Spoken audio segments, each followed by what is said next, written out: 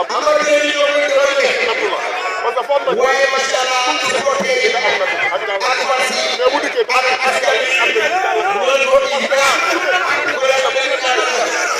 ak comme la war a jaar ak la nga war a waaye dinaa lu wërsëg ak sa loolu la yàlla da nga koy am kon dañuy ñaanal yàlla jëlee ko fa mu nekk parce que si baax la bëgg lamb la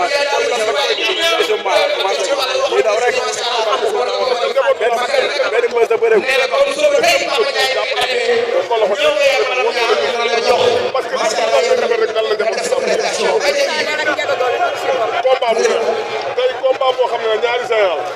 tey jii ku xef doo gis jëli ku maye nag ku ci maye rek ku ci nekk rek dañ jël combat bi nag dem sa morom di ko xeeb parce que ñaari gëri Jackson la gros war loolu combat boobu it combat bu neex dama doy di nuyu la ko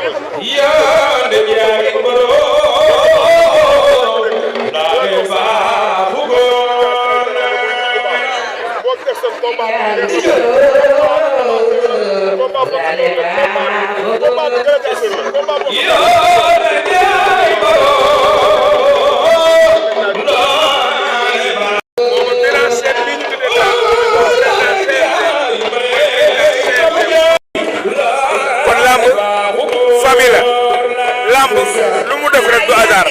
moo tax kontaan nañ lool bi ñu fi defee mu def bis bu mel nii vraiment kontaan nañ. mais li fi indi yombul day dem solo galaaf diggante Doudou Sané ak Ndiaga Dolé. waaw xam nga ñaar ñooñu bu ñuy dëkkale ñaar am na ku mën ñaar ñooñu ñëpp ak leen doon xaar Dakar mais comme date amul jot amul saison baa ngi waaj a tëj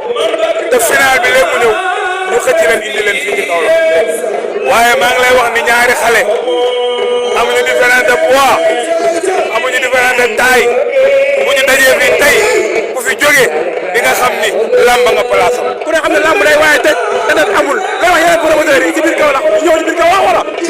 non lamb décentralisation daf ci am solo parce que Kaolack Diourbel Mbour Thiès ay goxu lamb lañ war nañ fi mën a ñëw di tëgg muy neex ñëpp di ci gis seen bopp waaw jërëjëf merci beaucoup.